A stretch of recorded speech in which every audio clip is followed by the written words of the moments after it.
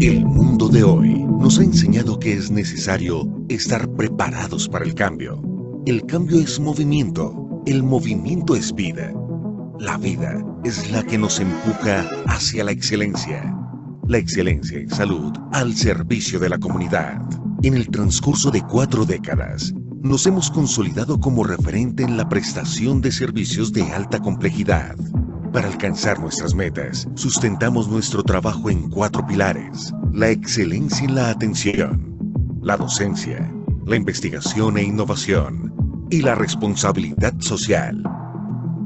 Como institución hospitalaria, nuestra vocación primordial es satisfacer las necesidades de nuestros usuarios, bajo un modelo de atención humanizado, centrado en el paciente. Para hacer más eficiente nuestro compromiso, apostamos por una estrategia que nos permita atender a cada familia, desde cualquier lugar. Por eso implementamos una ruta que nos conduce por el camino de la investigación y la innovación, en el campo de la ciencia médica. No le tememos a los retos que nos plantea el día a día en nuestra labor. Somos un hospital universitario, lo cual nos permite asegurar la continuidad de nuestra misión. Creemos en una formación académica humanizada, ética y científica, puesta al servicio de la comunidad. Estamos comprometidos con la responsabilidad social que tenemos con nuestro entorno inmediato. Por eso, desarrollamos diversos programas de atención para la población más vulnerable. Nuestra permanente búsqueda de la excelencia nos ha llevado a romper barreras en campos muy prometedores: la telemedicina y la atención a pacientes internacionales. Los tiempos cambian, el mundo se transforma. Estamos preparados para afrontar los nuevos retos. La innovación y la calidez humana hacen parte de nuestra existencia. Fundación Valle del Lili. Excelencia en salud, al servicio de la comunidad.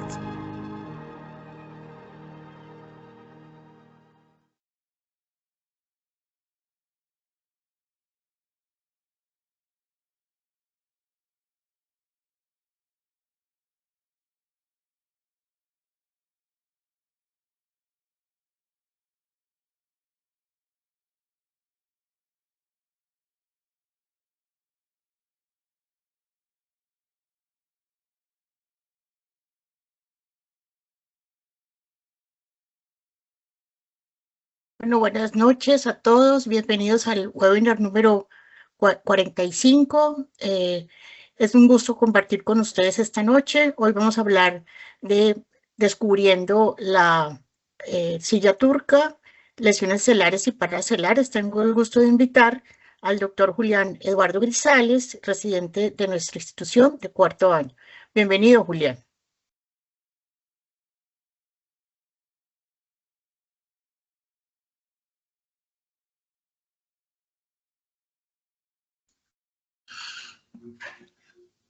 Bueno, muy buenas tardes para todos. Muchísimas gracias, doctora, por su introducción y por su colaboración en la elaboración de esta charla. El día de hoy quería traerles este tema, que es descifrando la silla turca. Vamos a hablar un poco de las lesiones celares y supracelares. Como dijo la doctora, mi nombre es Julián Grisales y yo soy residente de 4º año de radiología de la Universidad de ICESI en conjunto con la Fundación Valle del Lili. Entonces, respecto a la tabla de contenido, vamos a hacer una pequeña introducción. Vamos a hablar de la resonancia magnética como método de elección para la evaluación de las lesiones celares y supracelares.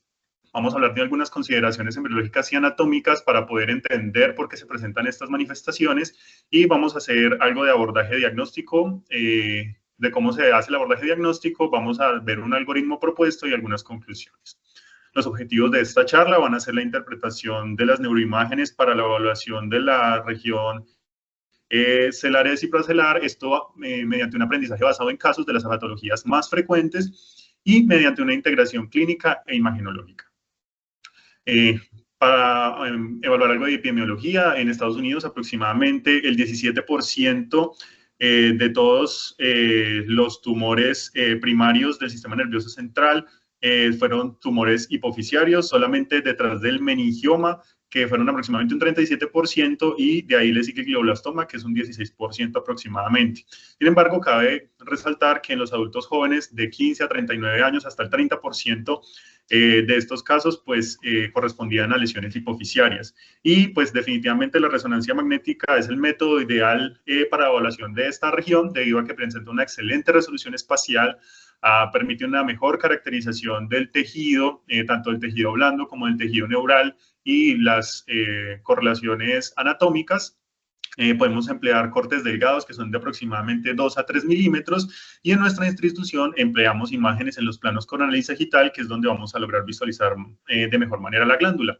Vamos a emplear secuencias T1 espineco, sagitales y coronales, T2 espineco-coronales, algunas secuencias potenciadas en T1 posterior a la administración del medio de contraste. Dentro de estas secuencias post-contraste tenemos algunas secuencias con adquisición única y algunas con adquisición dinámica. Esto ya lo vamos a ir evaluando a medida que vayamos avanzando en la charla. Y adicionalmente también podríamos llegar a hacer algunas secuencias CIS para poder ver mejor las relaciones anatómicas con los pares craneales y las estructuras vasculares adyacentes. Entonces, respecto a las consideraciones embriológicas, pues tenemos que aproximadamente hacia la semana 3 o 4 de gestación, este sería la cresta del estomodeo, y este sería el ectodermo neural, donde podemos visualizar que hay dos prolongaciones, una que va, las cuales se van a llegar a encontrar en la línea media, y estas prolongaciones, la prolongación del estomodeo es la que va a generar la adenohipófisis, y la prolongación de este ectodermo va a generar la neurohipófisis. Tenemos que cuando esta prolongación inferior que viene del estomodeo se empieza a rodear del mesodermo, que estamos viendo aquí representado en amarillo, se empieza a hacer un pedículo, el cual se tiene que llegar a obliterar y luego fusionarse esta porción anterior de la glándula con la parte posterior para poder formar la hipófisis completa. Entonces tendríamos ya la formación final, que sería la adenohipófisis y la neurohipófisis, que pues vienen de dos líneas celulares diferentes, como lo podemos visualizar en el esquema. Al final, cuando nosotros ya tenemos una hipófisis completamente formada, tenemos unas medidas básicas que son aproximadamente unos 12 milímetros en el diámetro transverso, unos 8 milímetros en el diámetro AP y unos 9 milímetros de alto. Entonces, para ilustrar mejor cómo se ve la hipófisis finalmente ya desarrollada, entonces la vemos aquí reposando sobre la silla turca, que vendría a ser esta parte superior del esta parte superior del esfenoides, y vemos sus relaciones anatómicas más importantes. Entonces, aquí un segundito. Entonces tenemos aquí la hipófisis, este sería el infundíbulo hipoficiario, vemos que tiene una relación bien estrecha con ese quiasma óptico, el cual se encuentra inmediatamente superior al mismo. Y adicionalmente, entre el quiasma óptico y la porción superior de la hipófisis tenemos el diafragma celar. También hay una gran relación con la arteria carótida interna en sus porciones cavernosa y supraclinoidea. Y tenemos una relación bien importante con el seno cavernoso, en el cual están los pares craneales número 3, 4, 6, B1 y B2. Entonces, esos pares craneales también podrían llegar a estar comprometidos en caso de que haya una diseminación desde esta región celar. Y adicionalmente vemos que ese seno cavernoso tiene una imagen lineal que se encuentra inmediatamente inferior a esa hipófisis, que se llama el seno intercavernoso.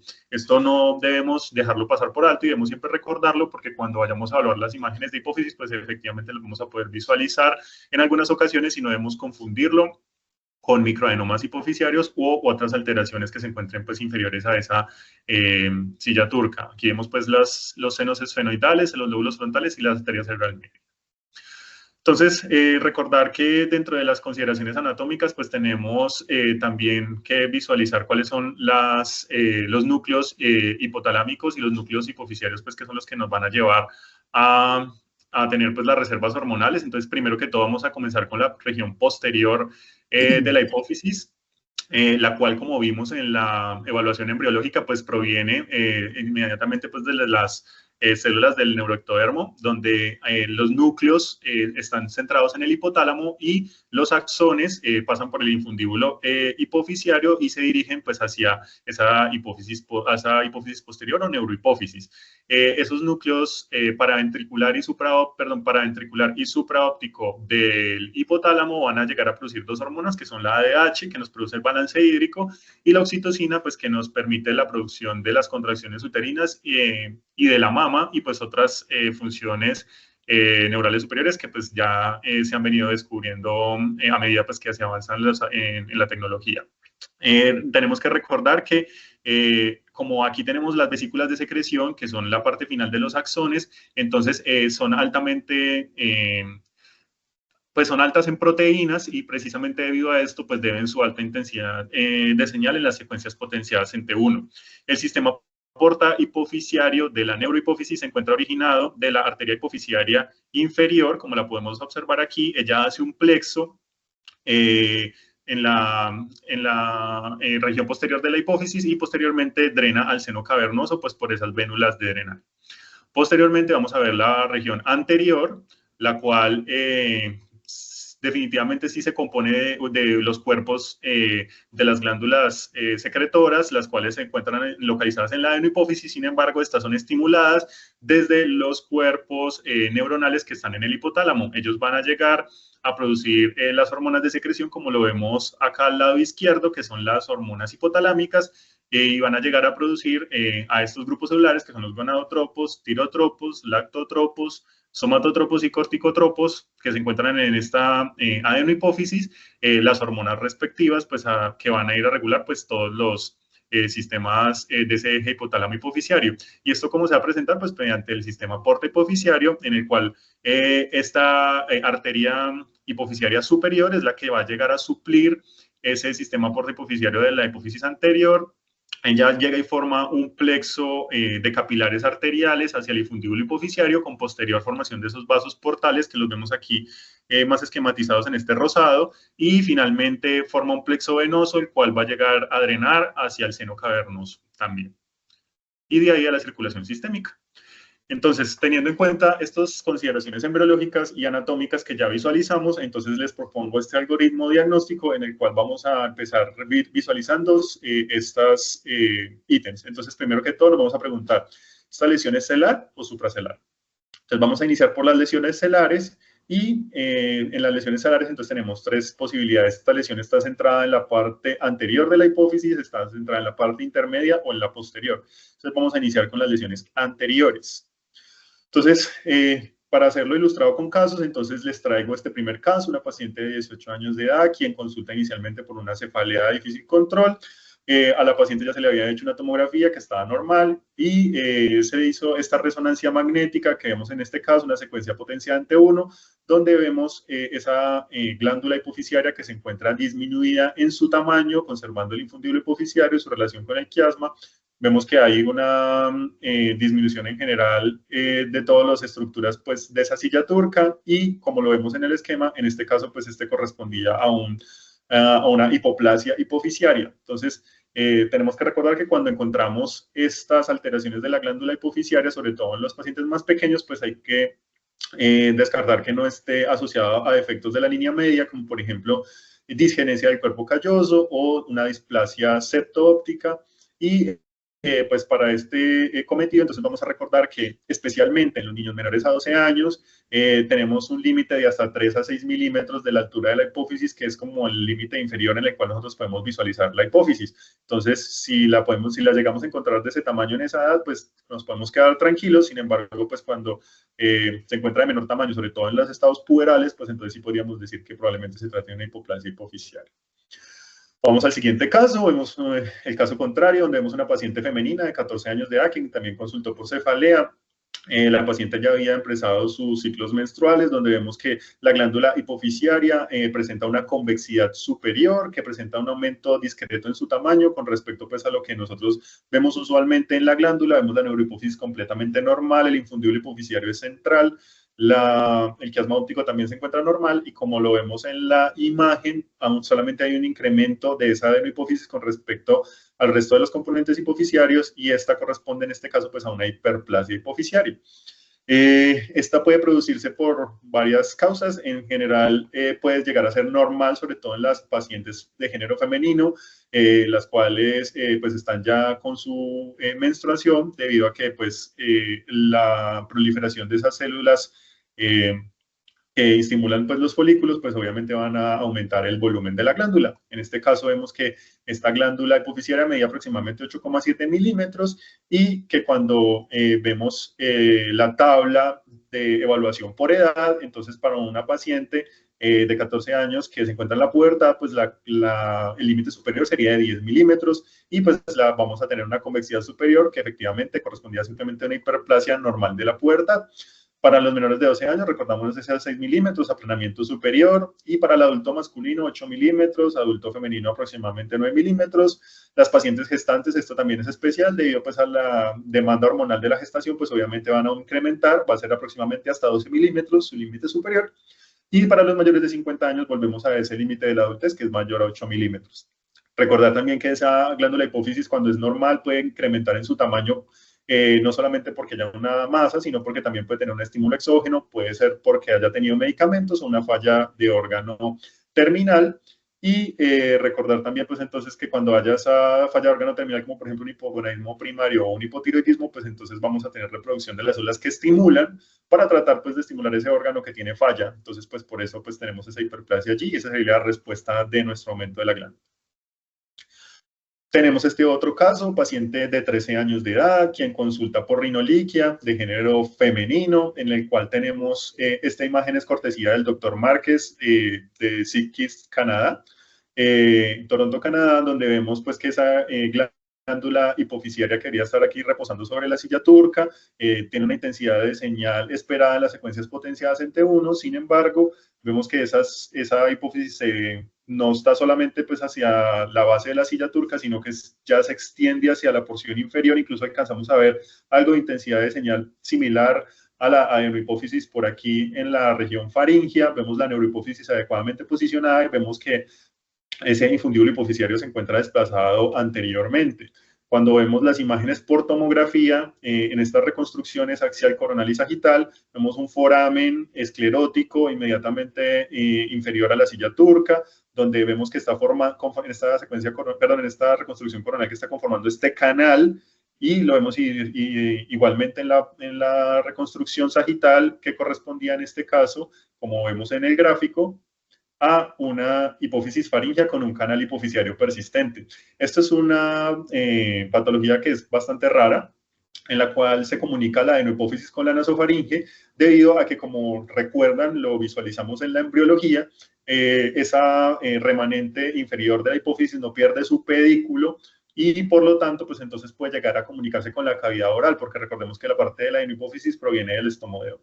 Entonces, cuando tenemos este canal hipofisiario persistente, tenemos que reportarlo inmediatamente, debido a que algunas adenohipófisis pueden llegar a ser bastante prominentes y generar como ese efecto de masa hacia la región faríngea, y pues obviamente no lo podemos resecar porque pues obviamente estamos teniendo aquí la glándula hipofisiaria. Cuando tenemos la evaluación del canal, entonces si tenemos un canal que sea menor a 1,5 milímetros en su diámetro, pues vamos a tomarlo como un canal hipofisiario persistente, y si es mayor a 1,5 milímetros lo vamos a denominar como un canal craneofaríngeo, y esto es importante reportarlo al neurocirujano. Paciente de 19 años de edad, de género femenino, que consulta por galactorrea. La paciente pues obviamente no se descarta su gestación, y vemos que tiene una lesión nodular y levemente hiperintensa en las secuencias potenciadas en T1 hacia la margen posterior de la hipófisis, donde vemos rechazada esa neurohipófisis hacia el margen posterior. Vemos que esa lesión nodular también la podemos visualizar parcialmente en las secuencias potenciadas en T2 en esta imagen coronal, y que cuando vemos las secuencias posterior a la administración del medio de contraste, vemos que ya se demarca mucho mejor esa lesión nodular, la cual es de menor intensidad de señal que el resto del parénquima hipofisiario. La glándula hipófisis por lo demás parece ser normal, excepto pues que el infundíbulo se encuentra levemente desplazado hacia la derecha debido pues a la lesión que se encuentra allí presente, y correspondía en este caso, como lo vemos en el gráfico, a un microadenoma hipofisiario. El microadenoma es llamado así cuando tiene un tamaño menor a 10 milímetros y en la epidemiología el prolactinoma suele ser el más frecuente de todos ellos, donde vamos a encontrar que pues, es más usual en el género femenino que en el masculino, y para este caso específico es que vamos a emplear las imágenes dinámicas por post-contraste.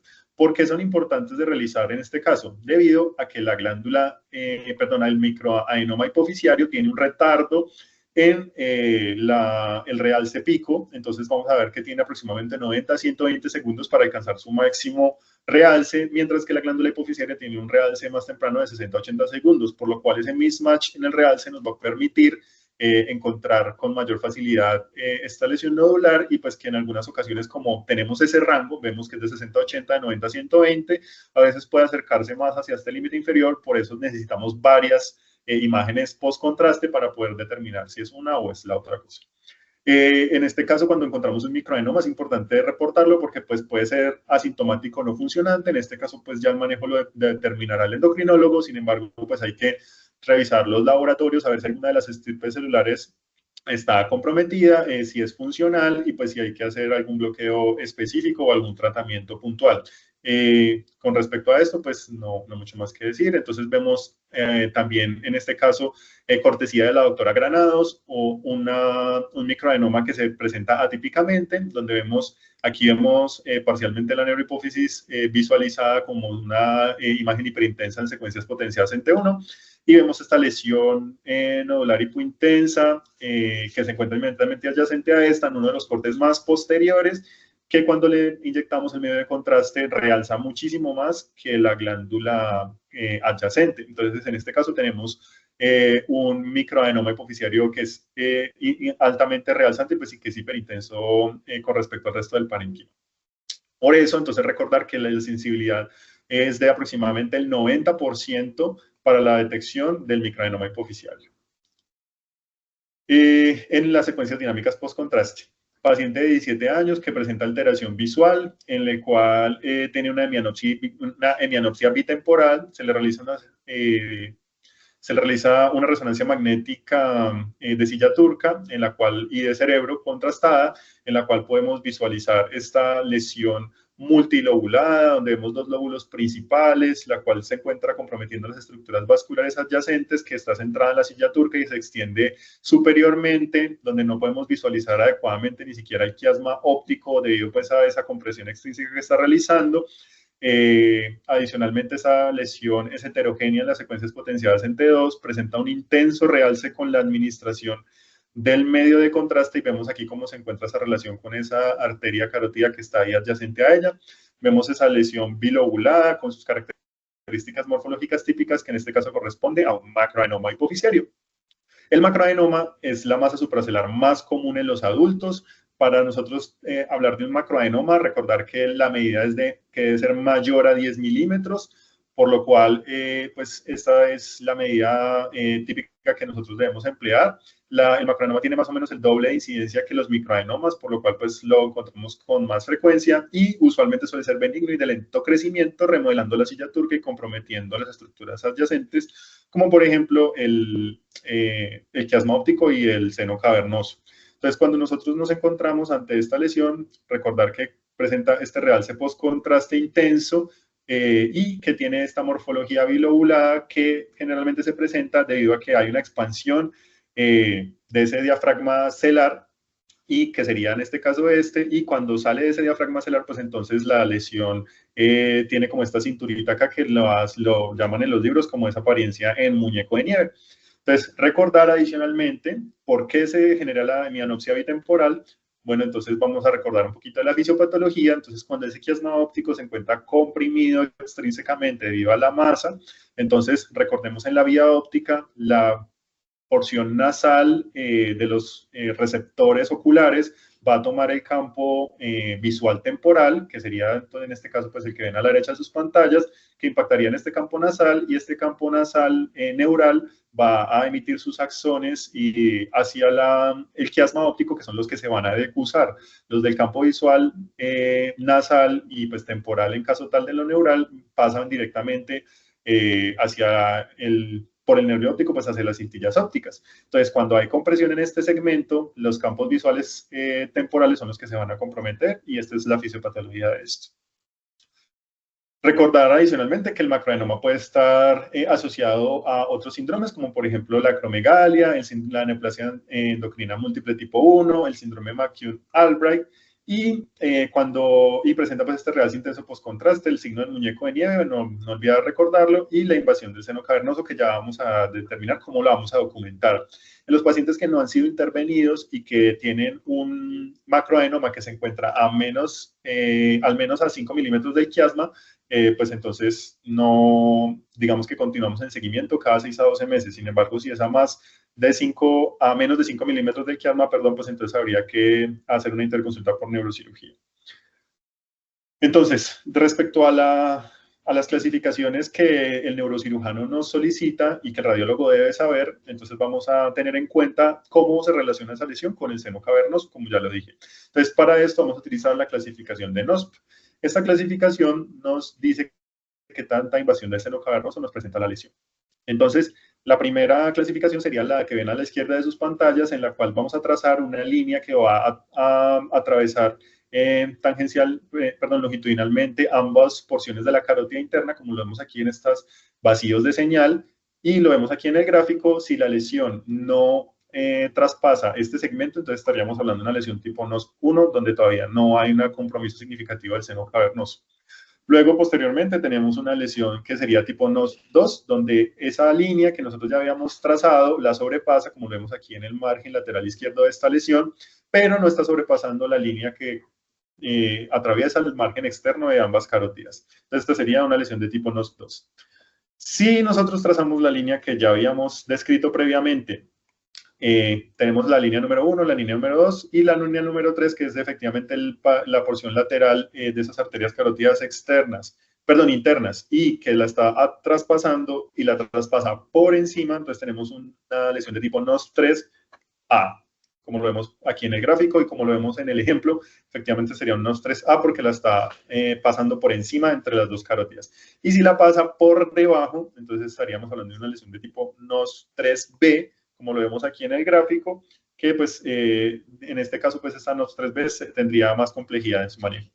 Y adicionalmente tiene más riesgo de compromiso de los pares craneales, como lo vemos acá, sobre todo los pares de B1, B2 y B6, y el sexto par.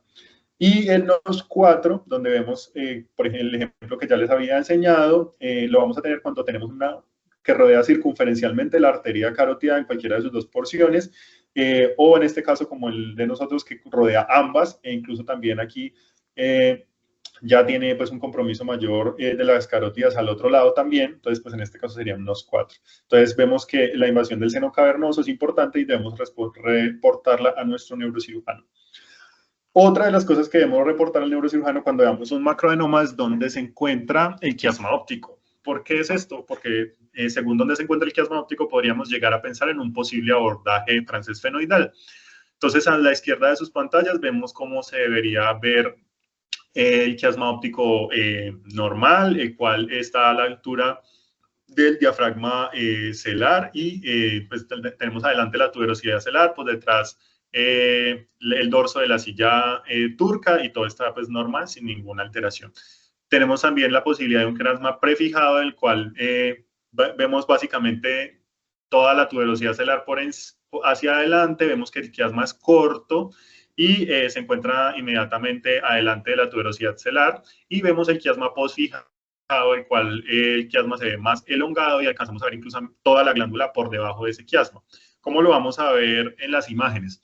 Entonces, en este ejemplo, vemos que tenemos aquí el infundíbulo hipofisiario, vemos la glándula hipofisiaria, la neurohipófisis, y vemos el quiasma óptico, que sería este, que se encuentra inmediatamente superior a la tuberosidad celar. Este paciente estaba normal, pero presentaba un quiasma prefijo. En nuestro caso del otro macroadenoma, vemos que efectivamente el quiasma óptico, que sería este, está inmediatamente adyacente a ese infundíbulo hipofisiario. El macroadenoma se encuentra desplazándolo y contactándolo, y está superior a ese dorso de la silla turca, por lo cual este sería un quiasma posfijado. Y finalmente tenemos nuestra paciente del microadenoma que ya la habíamos visto, donde vemos esa quiasma óptico que se encuentra inmediatamente superior al infundíbulo hipofisiario y a la glándula hipófisis, sería un quiasma normal. Listo. Entonces, ahora vamos a hablar de un siguiente caso, paciente de 22 años de edad, quien cursa con una diabetes insípida, fiebre, tos y la paresia del miembro superior izquierdo, paciente femenina, quien presenta un cuadro larvado como inespecífico, que ustedes dirán, bueno, ¿y esto cómo nos cuadran? ¿Dónde entra este síndrome? Entonces, resulta que cuando le hicimos una resonancia magnética contrastada a la paciente, pues encontramos que hay un engrosamiento de ese infundíbulo hipofisiario, donde hay un engrosamiento nodular de la glándula con un realce heterogéneo y que se encuentra pues contactando inmediatamente el quiasma, y esto en este caso fue por cambios inflamatorios. Entonces, debido a ese síndrome relativamente agudo de la paciente, con ese síndrome infeccioso, que adicionalmente veíamos que tenía otra lesión nodular allí adyacente a la base del hipotálamo, pues correspondía a una tuberculosis de la glándula hipofisiaria con tuberculomas en el sistema nervioso central. Entonces, la tuberculosis, digamos como a nivel mundial, suele ser raro, siendo la neurotebia aproximadamente el 1% de todos los casos, que se presenta generalmente con cefalea y alteraciones visuales. Sin embargo, cabe recordar que nosotros pues en Colombia somos un país que tiene unos altos índices de tuberculosis comparado con otras áreas del mundo, entonces pues no lo debemos dejar pasar en vano, porque pues podemos estarnos enfrentando a esto. Generalmente se presenta por diseminación hematógena y pues puede ser muy difícil diferenciarlo, inclusive puede ser difícil diferenciarlo de un adenoma, como lo vimos, es heterogéneo, es mal definido, tiene ese engrosamiento difícil de caracterizar, entonces por lo cual la sospecha clínica debe ser muy alta. Y otra cosa que nos ayudaba en este caso era que tenía otros tuberculomas, como por ejemplo vemos el del tálamo izquierdo, que nos explicaba las alteraciones sensitivas, y pues la tos, porque debido a que presentaba pues algunas lesiones nodulares pulmonares también. Paciente de 26 años de edad, que se presenta con alteración motora, dificultad para la marcha y algunas adenomegalias mediastinales. Debido a esto, al paciente se le realiza una imagen de resonancia magnética contrastada, en la cual vemos aquí las secuencias post-contraste y aquí la secuencia de difusión B1000. Vemos una imagen, aquí vemos el infundíbulo hipofisiario, vemos aquí la glándula hipofisiaria y vemos una imagen de aspecto nodular, multilobulada, hiperrealzante, con un realce heterogéneo con la administración del medio de contraste que rodea las estructuras vasculares y nerviosas, que inclusive se encuentra desplazando ese tallo cerebral posteriormente, y que se encuentra también invadiendo ese seno esfenoidal y la nasofaringe, y que cuando vemos en las secuencias de difusión, pues no presenta una restricción a la difusión tan marcada como uno lo esperaría para una masa realzante tan extensa. Y como lo vemos en el esquema, pues en un paciente que presentaba estas adenomegalias mediastinales correspondía a una neurosarcoidosis. La neurosarcoidosis se presenta por la presencia de unos granulomas inflamatorios, que pues son los típicos de la sarcoidosis, que se pueden presentar en cualquier lugar del cuerpo, en este caso también en la porción de la silla turca, donde vamos a encontrar un realce intenso post-contraste, que puede ser hipo o isointenso a la sustancia gris, y que, como lo vimos en nuestra imagen, pues no presenta restricción a la difusión debido a que pues son granulomas inflamatorios, a lo cual deben su realce. Usualmente vamos a encontrar una presentación hacia los 30 a 40 años de edad, mientras crece pues la lesión lo suficiente como para poder ser adecuadamente visible, y pues en este caso suele ser más frecuente en las mujeres que en hombres. Veamos otro caso, un paciente de 60 años de edad, quien también consulta por cefalea galactorrea, la cual no es esperada para esta edad, obviamente, donde vemos que en estas secuencias post-contraste hay un engrosamiento que realza con el medio de contraste de ese hipotálamo, donde el infundíbulo hipofisiario se encuentra adelgazado, y adicionalmente vemos una lesión nodular en el margen posterior de la hipófisis, que podríamos nosotros llegar a pensar que podría ser un microadenoma. Sin embargo, pues esta es una secuencia de resonancia magnética que no es de silla turca, debido a que presentaba otras lesiones adicionales, como por ejemplo las podemos visualizar acá. Vemos unas lesiones realzantes en anillo, redondeadas, que comprometen el lóbulo frontal. Vamos también unas aquí hacia el margen lateral derecho del cuerpo calloso, y algunas lesiones hacia la sustancia blanca profunda. En este caso, pues en una paciente añosa que presenta todas estas lesiones nodulares y que adicionalmente presentaba esta masa pulmonar, esta adenomegalia, mediastinal multilobulada con esta masa pulmonar en el lóbulo inferior izquierdo, pues configuraba a un cuadro de metástasis. La hipófisis posterior, las metástasis a nivel hipofisiario realmente son bastante raras, sin embargo, la hipófisis posterior suele ser más susceptible a metástasis que la anterior debido a que el sistema porta hipofisiario protege, pues, en parte esa hipófisis anterior, entonces es más raro que lleguen las metástasis allí. Adicionalmente, precisamente por esto suele asociarse a diabetes insípida, por ese compromiso de la neurohipófisis, pero también puede llegar a disfunción hormonal debido al compromiso compresivo extrínseco y también pues al efecto de masa debido pues a que hay lesiones que son mucho más de mayor tamaño y pues puede llegar a comprimir ese quiasma óptico. Es importante documentar que efectivamente estamos tratando con una metástasis, especialmente pues en esta paciente que de pronto podría ser un poco más claro debido a las manifestaciones adicionales, debido a que la radiocirugía es muy difícil porque la cercanía con el quiasma puede llegar a un potencial pérdida visual. Entonces puede requerir intervenciones de tipo quirúrgico abierto. Tenemos un paciente de 7 años quien consulta por una proptosis derecha, se le realiza una resonancia magnética con medio de contraste, donde vemos una lesión y que realza intensamente pues, con ese contraste, que ocupa de gran manera esa silla turca, se expande al seno esfenoidal, compromete parcialmente el clivus, la cual presenta una extensión por medio del ala menor del esfenoides hacia la órbita derecha, produciendo una compresión extrínseca hacia el globo ocular, y vemos que esta es una secuencia B1000, la cual presenta una restricción a la difusión de toda la lesión, que se extiende básicamente por todo el esfenoides, y que efectivamente la secuencia AS pues correspondía también a una restricción a la difusión, y que pues en este paciente de pequeña edad y con esa proptosis y esa lesión allí, con restricción a la difusión de esas características, podríamos llegar a pensar en un tumor embrionario. El neuroblastoma proviene de las células primitivas neuroepiteliales indiferenciadas. Es un tumor que es bastante raro, pero suele ser presentado más que todo en los niños jóvenes. Y pues cuando encontramos las imágenes, vemos pues esa lesión que se expande de una manera importante por todas las estructuras adyacentes, invadiéndolas y comprometiéndolas. Adicionalmente presenta un intenso realce con el medio de contraste y pues esa restricción a la difusión, que es la que nos va a dar la clave pues del diagnóstico. Cuando nosotros tengamos esta lesión y pues nos la hayan confirmado por patología, pues entonces recordar que hay que evaluar de manera importante todo el neuroeje, porque debido a que la extensión subaracnoidea es común y pues puede llegar a producir metástasis en las regiones inferiores de la columna. Esta es una lesión que es de pobre pronóstico pues en nuestros pacientes.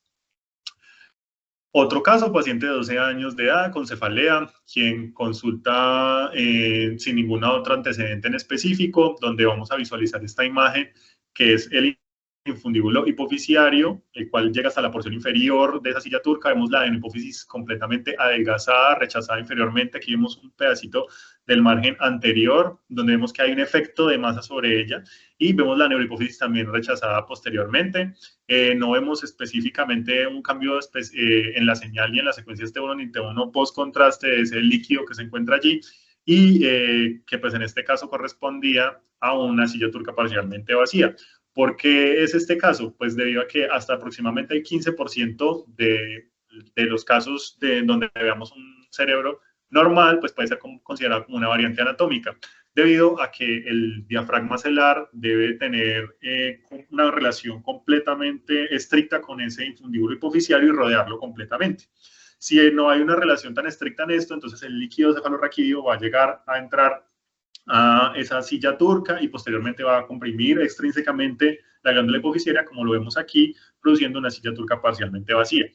Eso es en cuanto a la variante normal. Sin embargo, hay otras causas en las cuales podemos llegar a perder tejido hipofisiario, como por ejemplo la radioterapia, la cirugía, una injuria isquémica, que nos va a llevar también a una silla parcialmente vacía. Y finalmente tenemos otra de las causas, que es la hipertensión endocraniana, en la cual vamos a tener una constelación de hallazgos, pues que no es el objetivo de esta charla, pero que como hallazgo único, ver una silla parcialmente vacía, pues no podemos decir que es solamente una hipertensión endocranial, porque vemos que hay muchos motivos por los cuales se puede producir. Entonces, cuando tengamos este hallazgo, pues ir a buscar los demás que nos sugieran esto y adicionalmente la clínica del paciente.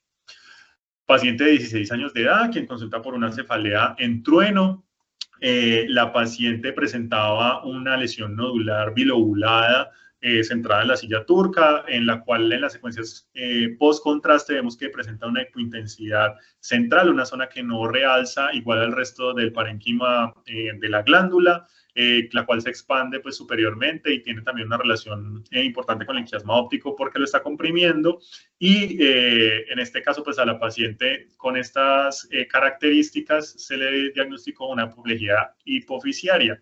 Recordar que dentro del cuadro clínico de este caso, el 100% de los casos se presenta con cefalea, y es esa cefalea en trueno, característica de la hemorragia subaracnoidea.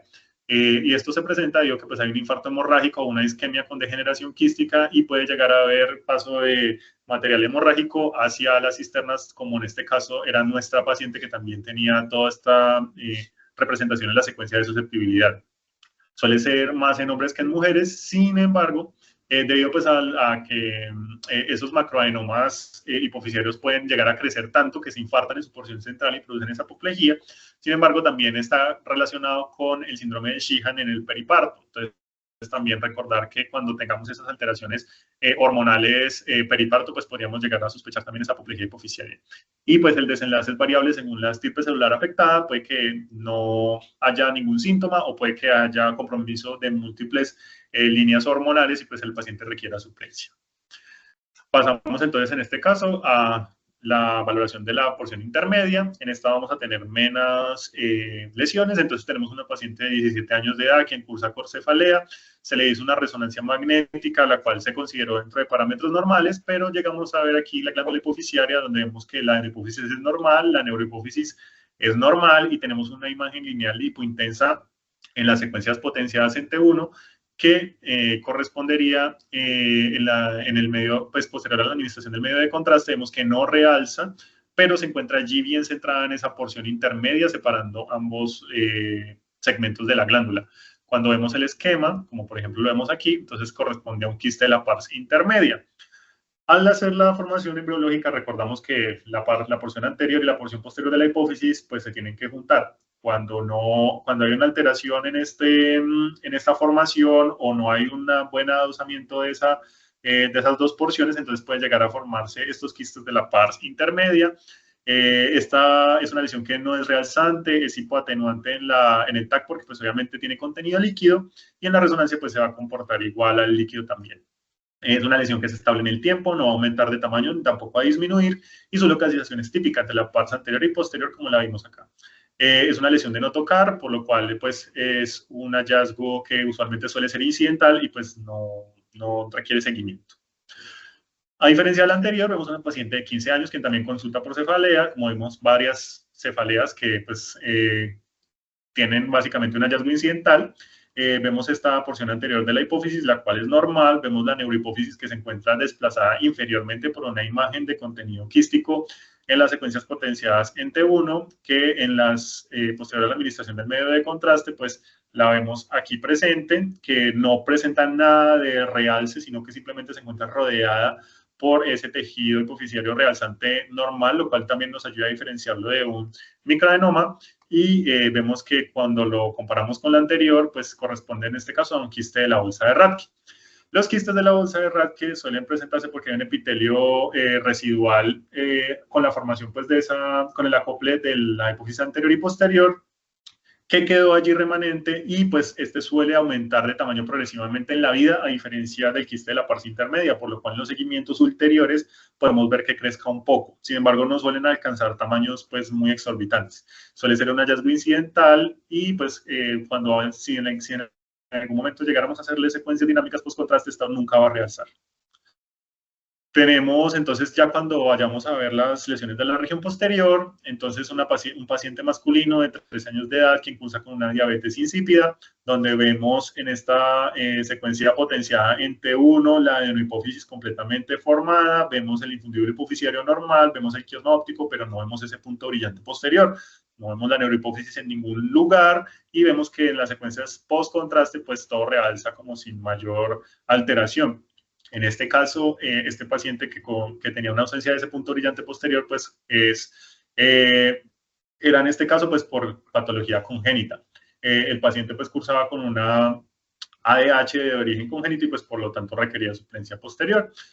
Puede ser por ausencia de las vesículas secretoras de esa ADH, o puede ser de pronto también porque, por ejemplo, en nuestro paciente haya tenido alguna lesión isquémica que haya comprometido los cuerpos neuronales en el hipotálamo y por lo tanto dejaron de producirse las vesículas de secreción, por lo cual el punto brillante tampoco va a estar. Entonces también podría llegar a ser por esto, como por ejemplo en la patología crítica.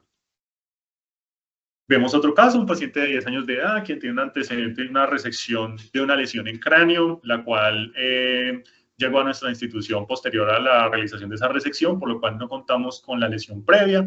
Sin embargo, vemos en la imagen sagital T1, sin medio de contraste, esta presencia de esta imagen y de menor intensidad de señal inferior al margen de la hipófisis, que correspondería al seno intercavernoso, para que visualicemos que efectivamente lo podemos ver, pero vemos también que hay un engrosamiento de ese margen inferior del hipotálamo, el cual realza intensamente con la administración del medio de contraste, y no vemos la neurohipófisis tampoco por ningún lado, es decir, no vemos el punto brillante posterior. Cuando vemos el esquema que les presento, entonces vemos que efectivamente hay un engrosamiento nodular de ese hipotálamo con un adelgazamiento del infundíbulo hipofisiario y pues la neurohipófisis que no la encontramos. Y vemos que efectivamente al paciente se le había resecado una lesión en cráneo hacia la región occipital derecha y que correspondía a una histiocytosis de células de Langerhans por la patología que se encontró pues en este segmento. Entonces, recordar que la hipófisis posterior también puede infiltrarse por la histiocytosis y también el infundíbulo hipofisiario, donde podemos ver esa lesión nodular allí que realza con el medio de contraste. Podemos verla usualmente en pacientes mayores de 2 años, más en hombres que en mujeres, y pues las manifestaciones van a depender de qué tan comprometido está el paciente por el síndrome de la histiocytosis de células de Langerhans. Y pues obviamente vamos a tener no solamente la lesión allí en la hipófisis, sino usualmente vamos a tener lesiones en otras partes como en cráneo o huesos largos. Recordar también pues que efectivamente la manifestación más frecuente es el punto de la ausencia del punto brillante posterior, por lo cual la diabetes insípida es típica en estos casos. Paciente de 15 años de edad que cursa con alteraciones visuales, se le realiza una resonancia magnética con y sin medio de contraste, vemos una secuencia potenciada en T1, donde vemos una lesión multilobulada que se encuentra centrada en la lesión en la región supracelular, no vemos el punto brillante posterior, vemos que esa lesión tiene algunos componentes quísticos en su interior con mayor intensidad de señal, los cuales pueden relacionarse con un posible contenido graso, que en las secuencias potenciadas en T2 también es heterogénea, que tiene este halo hipointenso, y que adicionalmente en las secuencias post-contraste presenta un realce heterogéneo que se encuentra invadiendo también las estructuras adyacentes de la línea media, que en este caso, cuando hicimos el diagnóstico patológico, correspondía a un tumor de células germinales. Recordar que las células germinales deben migrar desde las crestas neurales posteriormente pues hacia las gónadas, y pues en estas células germinativas primordiales pueden quedarse en algún punto de la línea media, y en este caso puede llegar a ser, por ejemplo, como lo vimos en nuestro caso, la región supracelular. Entonces tenemos que suele presentarse especialmente más en hombres que en mujeres, y hay que recordar que cuando tengamos esta lesión o pues hayamos hecho el diagnóstico, hay que hacer un neuroeje completo, debido a que las drop metástasis, que son metástasis que se van hacia las porciones inferiores del neuroeje, son muy comunes.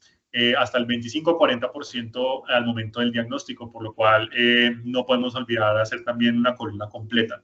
Y este es uno de los tumores que es altamente quimiosensible, por lo cual cuando se hace el diagnóstico, pues el manejo con quimioterapia puede ser una opción. Paciente de 15 años de edad, quien cursa con cefalea, donde encontramos el punto brillante posterior por acá en la localización atípica. Vemos que la glándula hipofisiaria se encuentra disminuida en su tamaño y pues correspondía en este caso a una hipófisis posterior ectópica. Esto suele ser por un defecto en la migración durante la embriogénesis. Recordamos pues que la neurohipófisis debe descender. Suele asociarse a talla baja, hipopituitarismo, debido a esas alteraciones en la secreción, y puede asociarse con otros síndromes de la línea media, como por ejemplo la displasia septóptica. Es importante diferenciarlo del lipoma del tuber cinereum, porque en las secuencias con supresión grasa pues va a suprimir, en cambio en este caso pues como es una hipófisis ectópica por proteínas, pues no va a suprimir las secuencias de supresión grasa. Como caso acompañante, vemos un paciente en el primer año de vida que cursa con hidrocefalia, donde vemos esa importante dilatación del ventrículo, vemos que el cuerpo calloso se encuentra de una manera importante, se encuentra adelgazado, con una disposición irregular pues, de esa silla turca, la cual vemos que las partes se encuentran hipoplásicas, no vemos el punto brillante posterior, vemos que los ventrículos se encuentran fusionados en un monoventrículo, las surcos y las circunvoluciones son hipoplásicas, y adicionalmente pues los fórnices se encuentran fusionados. Vemos que el nervio óptico adicionalmente también es hipoplásico y pues de constelación de hallazgos corresponde a un complejo de displasia septóptica. Esto es una mutación heterogénea en la cual vamos a tener una ausencia de ese septum pellucidum, hipoplasia del nervio óptico y muchos defectos de la línea media, así como esquisencefalia. En algunas ocasiones podemos llegar a visualizar los hallazgos que ya les he mencionado en la vida prenatal con una resonancia prenatal, o podemos visualizarlos en algunas ocasiones también hallazgos incipientes en la ecografía prenatal. Por eso es importante pues en estos pacientes pues hacer el control desde el inicio, porque podemos llegar a ver algunos indicios de esta displasia septóptica. Sin embargo, recordar pues que ese punto brillante posterior ectópico lo podemos llegar a encontrar también en este complejo. Paciente masculino con panhipopituitarismo, en el cual vemos esta imagen sagital T1, donde vemos el punto brillante posterior que debería estar aquí en el dorso, adyacente al dorso de la silla turca, por acá arriba casi en el hipotálamo. Vemos que el infundíbulo hipofisiario no existe, y lo que vemos acá, que tiene un poquito más de intensidad de señal, que creeríamos que es la glándula hipofisiaria, en realidad corresponde a las carótidas internas, las cuales se encuentran medializadas y ocupando el espacio que debería estar la hipófisis. Vemos aquí también en un borde coronal cómo se representa, y la hipófisis realmente no está presente, y correspondería en este caso a un síndrome de interrupción del tallo hipofisiario, a diferencia del anterior. Pues ese efecto de la migración de esa neurohipófisis no estimuló las células del estomodo, y por lo tanto la hipófisis nunca se formó. Entonces, no hay un tallo hipofisiario, la hipófisis posterior es ectópica, y pues precisamente hay un panhipopituitarismo debido a lo anterior. Pasamos entonces a las lesiones supracelares. Entonces, para ver las lesiones supracelares vamos a diferenciarlas si están presentes en el tallo hipofisiario, en el hipotálamo, en la cisterna supracelar, en el esfenoides o en el quiasma óptico. Entonces, vamos a ver cada una de ellas. Paciente de 15 años de edad con alteraciones visuales también. Se le realiza una resonancia magnética, en la cual vemos en esta secuencia potenciante 1 una masa bilobulada que no tiene esa morfología típica de muñeco de nieve, sino que la vemos como un poco en mancuerna. Vemos que tiene unos componentes quísticos internos que son hiperintensos en esta secuencia potenciante 1. Esta secuencia no tiene medio de contraste, y que cuando vemos en el esquema pues tiene múltiples intensidades de señales en su interior. Vemos que ese componente que vimos más hiperintenso, con posterior a la administración del contraste, ya se ve menor intensidad de señal por ese líquido alto en proteínas, y ese componente sólido, que es el que realza, pues está comprometiendo la silla turca y expandiéndola como tal. Entonces, en este caso tenemos un paciente que cursa con un craneofaringioma. El craneofaringioma tiene dos tipos y una distribución bimodal, el cual es el adamantinomatoso, que se presenta generalmente en pacientes de 5 a 15 años, y el papilar, que se puede presentar en mayores de 40 años. Sin embargo, el papilar es bastante raro, y incluso a pesar de que haya personas que tengan un craneofaringioma mayores de 40 años, se han visto algunos casos donde podría llegar a ser adamantinomatoso. Este contenido hiperintenso en T1, cuando lo ven en cirugía, tiene una textura que hace como en aceite de motor, debido a que la queratina húmeda que produce este craneofaringioma, pues tiene como esa textura y esa forma como en aceite de motor. Y suele ser el tumor supracelar número 1 en pediatría. Es importante también tener en cuenta que en la tomografía podemos llegar a visualizar algunas calcificaciones hasta en el 95% de los casos. Entonces, pues también podría llegar a orientarnos a que es un craneofaringioma. El 75% lo vamos a encontrar en la región supracelar, el 20 al 25% en la región celar y supracelar, y el 5% solo celar. Y este presenta la regla del 90. Entonces, recordar, el 90% de todos los craneofaringiomas calcifican, el 90% tiene componentes quísticos y el 90% realzan. Entonces, si tienen estos tres criterios, pues podemos tener bastante seguridad de que estamos hablando de este caso. Sin embargo, pues como la heterogeneidad de la masa lo amerita, pues entonces hay que hacer un workup específico para este paciente. Y quería mostrarles esta imagen axial de nuestro caso, donde vemos algunas calcificaciones en su interior, que pues es a lo que me refería con la regla del 90. Vemos otro caso, un paciente de 17 años de edad, posparto, con una diabetes insípida, donde vemos que aquí se encuentra la glándula hipofisiaria presente, vemos que se insinúa el punto brillante posterior, sin embargo, ese hipotálamo presenta una expansión de su contenido, donde hay una lesión con una intensidad de señal heterogénea que no está muy bien definida, que realza intensamente posterior a la administración del medio de contraste en una paciente que previamente era normal. A esta paciente se le realizó manejo quirúrgico para la resección de esta lesión y se encontró que cursaba con una hipofisitis linfocítica. Resulta que en los cambios inflamatorios de estos pacientes pues pueden llegar a presentar componente granulomatoso inflamatorio de ese hipotálamo, por lo tanto pues pueden llegar a presentar esa hipofisitis linfocítica, la cual se encuentra incrementado también en algunas ocasiones el tamaño de la hipófisis o del hipotálamo. Puede encontrarse en las mujeres periparto, hombres con diabetes insípida, suele ser autolimitada debido a su origen inflamatorio, especialmente si se relaciona mucho con el síndrome de Tolosajón, la tiroiditis autoinmune o la anemia perniciosa y también el uso de algunos medicamentos. También esto debemos diferenciarlo de algunas otras etiologías, como por ejemplo la histiocytosis de células de Langerhans, que vimos que es bastante parecida. Sin embargo, pues nuestra paciente no presentaba esas manifestaciones sistémicas del hueso típicas de la histocitosis, diferenciarlo del adenoma. Sin embargo, pues esta es una lesión hipotalámica, entonces pues no correspondía. Adicionalmente, el adenoma no se asocia a diabetes insípida, perdón, y a la hiperplasia porque pues del tallo hipofisiario usualmente está normal. Dentro de otro caso acompañante, vemos una paciente de 69 años de edad quien cursa con un cáncer renal y quimioterapia. En mayo del 2019, cortesía del doctor Márquez, por cierto, se le hizo una una tomografía de cráneo, en la cual veíamos pues que se encontraba la imagen de la silla turca completamente normal, realzante, sin ninguna alteración, y que posteriormente la paciente, después de que se le realizó su quimioterapia, esta glándula hipofisiaria había incrementado su tamaño mucho mayor a lo esperado para la edad, que eran 69 años. En esta secuencia post-contraste vemos cómo se encuentra inclusive aumentado el borde superior de esa glándula, pero el infundíbulo hipofisiario pues es normal. Vemos el incremento pues ahí del medio de contraste y resulta que posteriormente a la paciente previamente en una resonancia de la paciente en mayo del 2015 la glándula estaba normal, es decir, la paciente no presentaba un macroadenoma, sino que en mayo del 2015 ya no se había hecho todavía el manejo con quimioterapia y posterior a la quimioterapia es que empezó a presentar ese aumento de la glándula. Entonces, en julio del 2019, cuando ya finalizó la quimioterapia, vemos que la glándula estaba normal y que realmente ya tenía un pequeño microadenoma en su interior y pues el aumento de ese tamaño pues correspondía a una hipofisitis post-quimioterapia. Generalmente se encuentra asociada a quimioterapia tipo biológico, como por ejemplo el ipilimumab, y todos los terminados en MAP, y usualmente pues esta lesión resuelve completamente con el cese adecuado del manejo. Se puede comportar muy parecido a la hiperplasia hipofisiaria o al macroadenoma, como lo vemos en esta imagen de la mitad, y por lo cual requiere alta sospecha clínica y usualmente una imagen previa, como lo vimos en la imagen de la izquierda, donde ya habíamos documentado una hipófisis normal.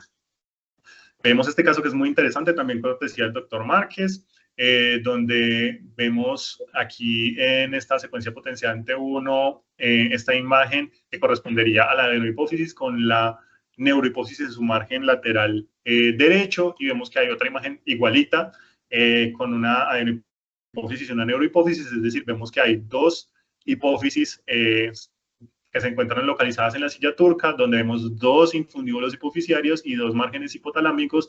Vemos que el cerebro tiene una simetría mayor a la esperada en su línea media, y vemos que adicionalmente el hipotálamo se encuentra con una morfología lobulada, la cual marcan como, y el mesencéfalo, perdón, se encuentra con una morfología lobulada como en salchicha, y vemos que también adicionalmente hay una duplicación de la arteria basilar. Vemos aquí se encontraba la arteria basilar y también se encuentra duplicada. Entonces, este caso específico correspondía a una duplicación hipofisiaria. Esto es una patología que también es rara, pero se puede llegar a presentar dentro de las patologías del desarrollo. Puede ser realizada por duplicación de la placa precordial rostral y la punta de la notocorda, y usualmente se suele asociar a anomalías faciales complejas, como por ejemplo las alteraciones craneales, cervicales y orales. Paciente de un año de edad, quien consulta por irritabilidad, hipotiroidismo, donde vemos una masa bilobulada que presenta una intensidad de señal relativamente similar al parénquima cerebral, la cual no presenta restricción a la difusión en las secuencias B1000, pero que presenta un intenso realce con la administración del medio de contraste, y que cuando vemos los mapas de perfusión no presenta un incremento significativo en el volumen sanguíneo cerebral efectivo. Por lo tanto, en esta lesión que está expandiendo la silla turca, con este compromiso hacia la región supracelular y que presenta estas características, pues entonces hablamos de un glioma de bajo grado, en este caso un astrocitoma pilocítico. Es el tumor grado 1 de la OMS, hasta aproximadamente un 20 a 50% de todos los casos se encuentran asociados a neurofibromatosis tipo 1 y el 70% de los casos ocurren en la infancia. Como vemos, su componente no restringe a la difusión ni tiene aumento del volumen sanguíneo cerebral. Es la lesión que puede llegar a producir disfunción endocrina, por lo cual es importante tener en cuenta este trayecto de la vía óptica, porque pues en los pacientes con neurofibromatosis tipo 1 podemos tener también ese glioma del nervio óptico. Entonces, si lo vemos allí presente, pues documentarlo de esta manera con los hallazgos adicionales que vemos de neurofibromatosis tipo 1, y recordar ese componente mixto, quístico y sólido que realza intensamente con el medio de contraste, pero también podemos tener, como en nuestro caso, que era básicamente casi toda sólida la masa.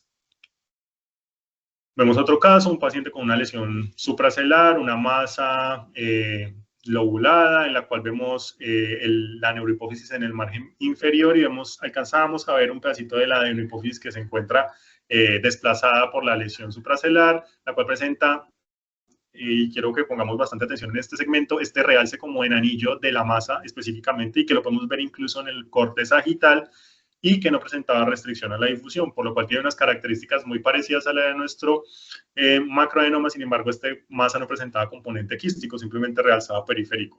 Y correspondía en este caso a un astrocitoma desmoplásico infantil. También es una lesión grado 1 de la OMS, es raro, suele presentarse en niños menores a 4 años, y pues la forma en la que podemos diferenciarlo un poquito más sencillo del astrocitoma pilocítico es ese realce periférico como en anillo, que pues podríamos llegar a encontrar y podríamos llegar a sugerir que se trata de este caso.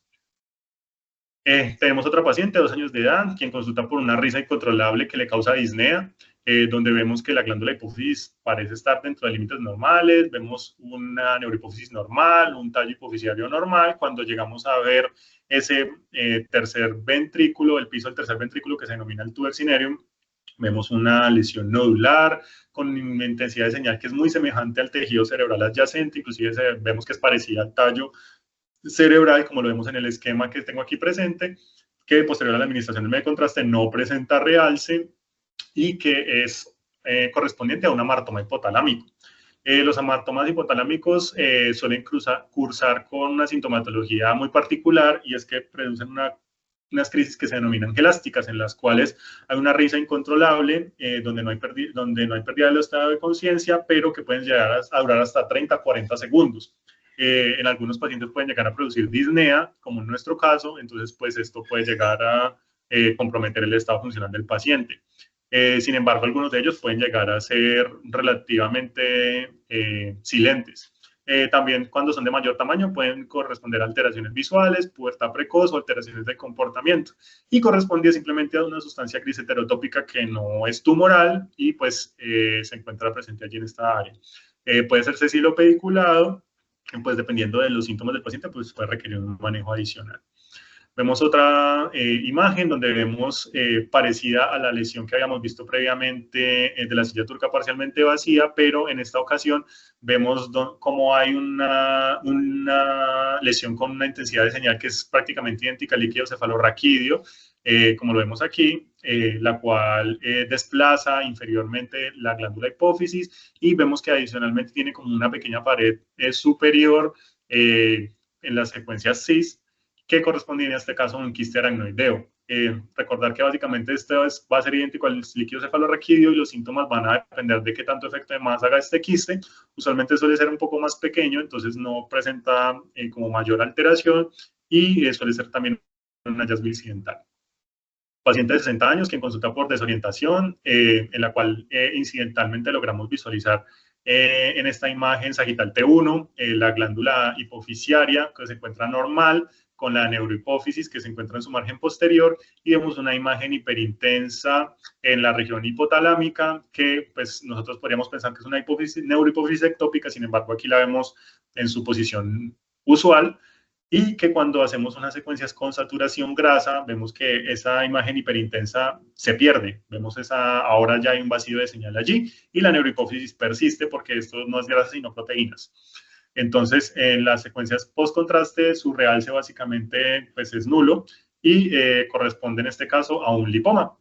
Lo podemos identificar debido a su contenido de comportamiento graso, suele ser asintomático e incidental y suele ser simplemente un remanente embrionario que no tiene significado patológico. Paciente de 39 años de edad, quien consulta también por alteraciones visuales, donde vemos en estas secuencias potenciadas en T1 una lesión nodular predominantemente hiperintensa, la cual no presenta restricción a la difusión, que tiene este rim hipointenso o anillo hipointenso a su alrededor, el cual presenta un realce heterogéneo con la administración del medio de contraste, y vemos como estos artefactos lineales hipointensos alrededor de la región supracelular, y vemos también cómo se expande hacia el margen inferior de ese cuerpo calloso y del piso del tercer ventrículo, y en este caso correspondía a un quiste dermoide. Los quistes dermoides, perdón, aquí esto está equivocado, pero los quistes dermoides suelen ser lesiones que son hiperintensas en el T1, debido a que es tejido ectodérmico que se atrapa antes de que se haga el cierre del tubo neural, por lo cual este contenido pues va a presentar esa intensidad de señal como heterogénea, pero que puede llegar a ser hiperintenso en el T1 por las proteínas que tiene en su interior. El quiste puede llegar a ser único, como lo vemos en el esquema, o puede estar roto, como lo vemos en el caso de nuestro paciente, donde pues los márgenes de nuestro quiste dermoide no son claros, y se encuentra distribuido pues en la región adyacente a la silla turca, sin encontrar una lesión delimitada. Aquí ya vamos terminando. Tenemos un paciente con una tomografía de cráneo simple, axial y sagital. Vemos que hay un aumento en la densidad de ese hueso esfenoidal, el cual tiene una densidad como en vidrio esmerilado, con una alteración en la formación de la silla turca, donde vemos que ni siquiera tiene el dorso de la silla, la base de la silla es como más oblicuo, y pues la tuberosidad celular sí la encontramos, y que correspondía en este caso a una displasia fibrosa. Esta se debe usualmente a una falla en la producción del hueso lamelar, generalmente pues por un defecto genético, donde nos vamos a dar esa apariencia en vidrio esmerilado, y definitivamente el TAC es la clave de diagnóstico. En algunas ocasiones podemos llegar a visualizarlo en la resonancia magnética como una alteración en la intensidad de señal del hueso, y pues cuando lo veamos de esta manera, entonces pues lo ideal sería pedir una tomografía para hacer la confirmación del diagnóstico, en la cual vamos a verla en la ventana de hueso. Otro paciente de 25 años de edad, quien consulta por una cefalea con fosfenos, donde vemos una lesión multilobulada con intensidad de señal baja en las secuencias potenciadas en T1, que se encuentra comprometiendo ampliamente el margen posterior del clivus. Se encuentra ingresando hacia la silla turca y desplazando la adeno y la neurohipófisis, así como el tallo hipofisiario. Vemos que esta lesión presenta un realce pobre con la administración del medio de contraste, más bien heterogéneo, y que no presenta ningún tipo de restricción a la difusión. Aquí la vemos en el margen posterior, casi indentando el puente. Y que cuando hacemos la evaluación, pues correspondía a un cordoma. Recordar que el cordoma corresponde a los remanentes embrionarios de la notocorda, los cuales pueden llegar a depositarse en cualquier punto de la línea media, siendo el más frecuente la región sacrocoxigia. Sin embargo, el clivus es la segunda región más frecuente donde lo podemos encontrar, por lo cual pues, puede llegar a comprometer la silla turca. En esta localización es raro, suele ser el menor al 1%. Sin embargo, es una lesión que es altamente destructiva, puede producir esa destrucción ósea de esa silla turca con lento crecimiento y pues local, pero que es localmente agresivo. Y pues esta lesión puede o no restringir a la difusión, pero hay otro de los hallazgos que son típicos de esta lesión y quería mostrárselos, y es que en la tomografía tiene este borde esclerótico que rodea circunferencialmente la lesión y que usualmente nos suele dar esa pista final donde decimos pues que efectivamente se trata de un cordón. Y como último caso, tenemos este paciente de 17 años de edad, quien consulta porque tiene un tumor en la base del cráneo según pues, el diagnóstico que envían de remisión. Es un paciente que viene del extranjero, en el cual visualizamos una imagen hiperintensa, multilobulada, de difícil caracterización, que está comprometiendo especialmente ese hueso esfenoidal y toda la silla turca prácticamente, la cual presenta un realce heterogéneo con la administración del medio de contraste. La glándula hipofisiaria tiene su morfología usual, vemos la neurohipófisis reposando en el margen posterior de la silla y vemos en las secuencias potenciales frente 2 como presenta adicionalmente como unos lóculos hiperintensos en su interior. Cuando hacemos la evaluación de esta lesión, pues con ese contenido que parece como graso, correspondía en este caso posterior a la realización de la biopsia a un fibroma osificante samomatoso juvenil. Esto proviene de las células madre quiescentes de la base del cráneo, que se diferencian a una morfología samomatosa y producen esa lesión que es hiperintensa en las secuencias potenciadas en T1, que tiene ese realce heterogéneo, y por eso se ven como esos lóculos, porque hace como esas áreas que son grasas en esa parte del hueso. Suele ser asociada a cefalea y parálisis del sexto par debido a la invasión de los senos cavernosos, y pues en este caso también podríamos ver toda la destrucción que produce desde el hueso. Aquí el paciente ya había pues sido sometido a una cirugía transesfenoidal, sin embargo, vemos que a pesar de eso tiene unas lesiones líticas allí presentes, y es importante tener en cuenta que esta es una lesión de mal pronóstico. Entonces, para finalizar, quería llevarlos a este algoritmo, que es como el algoritmo diagnóstico de cómo orientar esta lesión. Entonces, si es una lesión celar, la vamos a dividir entre la parte anterior, media o posterior. Si es anterior y pues no es masa, entonces pues puede ser hiperplasia o hipoplasia. Si vemos una masa, ya sea sólida o quística, entonces la vamos a diferenciar. Si es sólida, pues vamos a ver las que vimos inicialmente. Si es quística, básicamente va a ser la silla vacía, el quiste simple o la apoplejía. De la parte intermedia solo tenemos los dos quistes, y en la parte posterior pues el punto puede estar ausente o ectópico. Si está ausente pues puede ser por las causas que ya vimos, por la histiocytosis o un tumor de células germinales, y si está ectópico entonces puede ser porque efectivamente así se desarrolló, porque tiene un síndrome de interrupción del tallo hipofisiario o está asociado a una displasia septóptica. Y en el caso de las lesiones supracelares, pues el tallo, vamos a ver en dónde se encuentra. Entonces el tallo puede estar adelgazado, engrosado, ausente, duplicado, como lo vimos también. Puede también tener histiocytosis, con relación así con hipofisitis linfocítica o craniofaringioma. Recordamos que ahí es donde está su localización más frecuente. Si está en el hipotálamo, pues recordar el amartoma. En la cisterna, recordar también el craniofaringioma, el lipoma, el quiste dermoide, el quiste aracnoideo. Si está en el esfenoides, pues los defectos del hueso, y si está en el quiasma, pues recordar el bioma. Entonces, recordar como conclusión, la resonancia magnética es el método de elección para la adecuada caracterización de estas masas. Las secuencias dinámicas son importantes, especialmente en la detección de los microadenomas, y siempre debemos reportar las relaciones anatómicas y las estructuras comprometidas. Por lo tanto, la localización, la edad y las características magnéticas de la lesión nos permiten orientar adecuadamente el diagnóstico para un manejo apropiado, especialmente pues, por parte del neurocirujano o del clínico específico pues, que vaya a hacer el manejo de este. Estas son algunas de las referencias que nos encontraban dentro de nuestra charla, y como paso final quisiera adicionalmente invitarlos a la primera jornada de actualización en tecnologías de imagen diagnóstica, la cual será realizada el martes 18 de marzo, en este mismo horario de 6 a 7 p.m., en la cual vamos a tener dos conferencistas de nuestras tecnólogas que son altamente con alta experiencia en mama, donde vamos a hablar de los retos de posicionamiento en mamografía y las proyecciones adicionales en adquisición de estudios de mamografía. Para las personas que de pronto quieran inscribirse en esta jornada de actualización, pues aquí voy a dejar un momentico el QR, y adicionalmente también pues recordarles que tenemos nuestro webinar para ver más temas de radiología, y nuestro 46 encuentro académico de radiología se realizará el martes 1 de abril con la conferencia Histocitosis de células de Langerhans. Vamos a tener como invitados a la doctora Karen Salinas, residente de 4º año, y al doctor Martín Eduardo Rengifo como radiólogo, también en este mismo horario de 6 p.m. a 7 p.m., que sería pues nuestra revisión del mes próximo.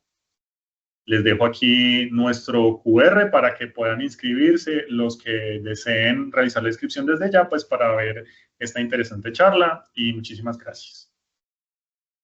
Muchas gracias, Julián, por tu excelente presentación. Vemos que en una área tan confinada del cráneo tenemos un sinnúmero de patologías que debemos, pues, no solamente es el adenoma lo único en lo que debemos pensar, ni en las congénitas, o hay también infecciosas, hay múltiples patologías como lo vimos en todo, y me gusta mucho el algoritmo, tu aproximación. Creo que es una forma muy práctica de abordar este tipo de imágenes. Tenemos un par de preguntas, ya sé, estamos un poquito pasados del tiempo, pero quiero hacerte la siguiente pregunta que nos hicieron. Dice, ¿cómo se diferencia una lesión de la silla turca de un aneurisma del seno cavernoso, o sea, un aneurisma gigante, el cual es una patología que es de, pues, importante diagnóstico, ya que para los neurocirujanos es de vital importancia? Entonces, esa es una de nuestras preguntas. Bueno, pues cuando vamos a hacer la visualización de un aneurisma, pues tenemos que recordar que estamos ante una estructura vascular, por lo cual su comportamiento tanto en tomografía como en resonancia magnética va a ser este mismo, de una estructura vascular, y pues vamos a encontrar que sobre todo en las secuencias angiográficas pues vamos a tener ese realce, ya sea pues con el medio de contraste o por ejemplo en las secuencias de tiempo de vuelo. Sin embargo, en un macroadenoma pues vamos a tener una lesión que se va a comportar como masa. Entonces, la intensidad de señal va a ser diferente, donde vamos a encontrar una intensidad de señal de masa, y el realce pues va a ser un realce de tipo masa, no va a ser un realce de estructura vascular. Entonces, y aparte de eso, pues la localización, donde vamos a lograr usualmente en el aneurisma visualizar el pedículo, el cual, y el cuello del aneurisma, pues que va a provenir de alguna de las estructuras arteriales. En cambio, pues en esta otra, pues vamos a ver cómo adicionalmente, pues la morfología del adenoma pues se encuentra localizado especialmente en la silla turca, la localización, la morfología, y pues esta forma bilobulada como la vimos en este caso, pues que no correspondería al aneurisma. Adicionalmente, también recordar que los aneurismas gigantes suelen ser más de la circulación posterior que de la circulación anterior. Sí, pero a veces no es fácil, ¿no? Entonces, a veces sí tenemos que hacer... Difícil, sí, puede ser difícil en la evaluación inicial, por lo cual es importante saber qué imágenes vamos a solicitar. Entonces, en este caso, pues, un angio podría ayudarnos muchísimo a identificar específicamente qué es un aneurisma, y en este caso, pues, una resonancia nos ayudaría a caracterizar el adenoma. Bueno, nos preguntan, ¿1.5 o 3? Difícil pregunta, pero... Difícil pregunta. Pues digamos que nosotros hemos tenido una buena experiencia con nuestras imágenes 1.5, entonces digamos que un 1.5 con un buen protocolo, digamos que no tendría en términos generales nada que envidiarle pues a un 3 para una buena caracterización de una lesión celular. Entonces digamos que 1.5 podría llegar a ser suficiente. Sí, si tú me preguntas, yo prefiero 1.5 porque hay menos artificio de movimiento con la carótida, con todo. Entonces, o sea, con un buen protocolo, yo creo que uno puede hacer una muy buena imagen y un muy buen diagnóstico. Hay otra pregunta, y es, ¿cómo diferenciar, o sea, los criterios de imagen para diferenciar entre un adenoma hipoficiario y un craniofaringioma que comprometa la silla? Bueno, entonces recordar que como vimos, el craniofaringioma usualmente suele ser más de la región supracelular y del tallo hipoficiario que de la región celular. Suele más bien comprometer, o en su defecto si compromete ambas zonas, pues suele comprometer las dos.